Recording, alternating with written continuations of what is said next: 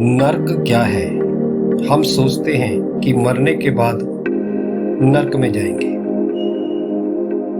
लेकिन महापुरुष कहते हैं कि जिसके विचार नर्क वाले हैं वो आज भी नर्क में है। जीवन इतना बड़ा नहीं है जिसको आप ईर्ष्या, द्वेष, निंदा, चुगली में बिता दें। मनुष्य स्वर्ग, नर्क या मोक्ष का रास्ता खुद बनाता है। सभी अच्छे और बुरे कर्मों की नींव मन में पैदा होती है। मन आपके विचारों का प्रारूप है।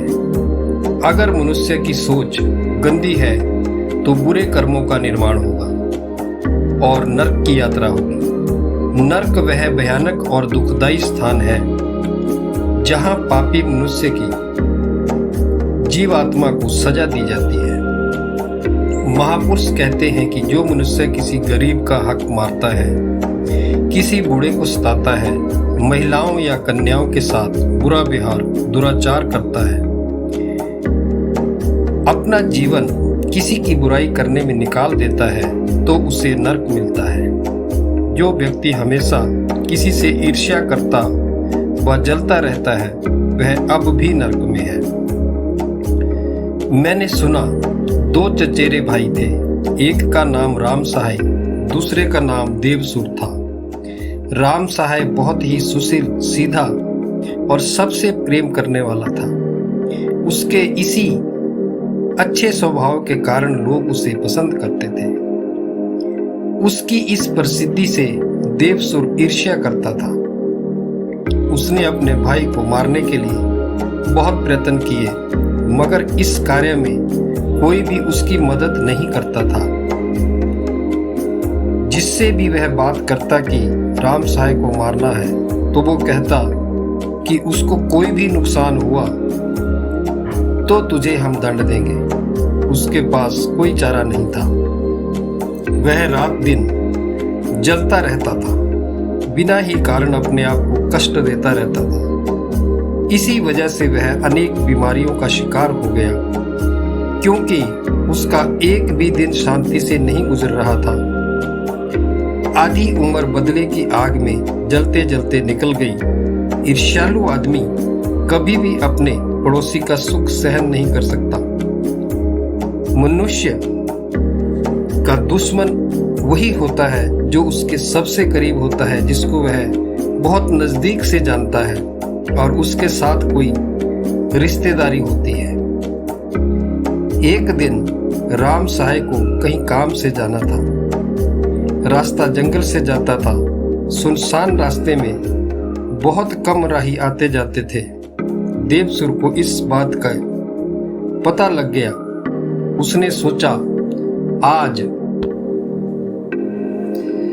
अच्छा मौका है। उसने बंदूक उठाई और राम सहाय के रास्ते में जाकर छुप गया।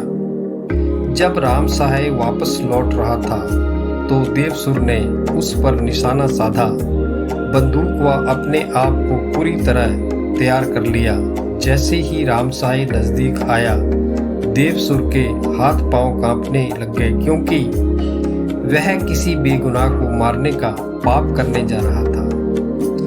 वह राम सहाय पर बंदूक से गोली चलाने ही वाला था कि उसके पैर के नीचे का पत्थर लुढ़क गया।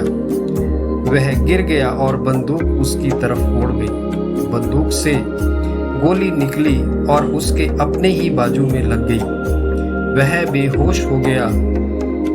राम सहाय ने बंदूक की आवाज सुनी और देखा कि देवसुर घायल है। उसने अपनी धोती से कपड़ा फाड़कर देवसुर के बाजू पर बांधा ताकि अधिक खून न बहे। राम सहाय उसे उठाकर अस्पताल ले गया। जब वह होश में आया तो उसने देखा कि जिस राम सहाय को वह मारना चाहता था, वही उसकी सेवा कर रहा है, उसकी जान बचाने की कोशिश कर रहा है। यह देखकर देवसुर फूट फूट कर रोने लगा और राम सहाय से माफी मांगने लगा। कहा, मैंने तुम्हें बहुत कष्ट दिए हैं, मुझे माफ कर देना।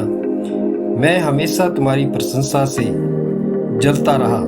तुम्हारी अच्छाई की जीत हो गई।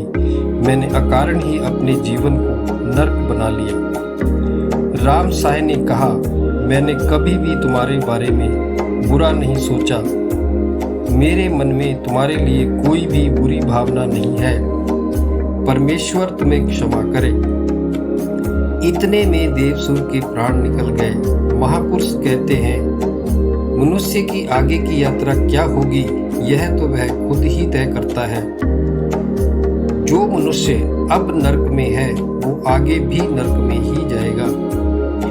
जिसके मन में किसी के प्रति ईर्ष्या, राग है या द्वेष है, वह यहाँ भी नरक में है, मरने के बाद भी नरक ही पाएगा।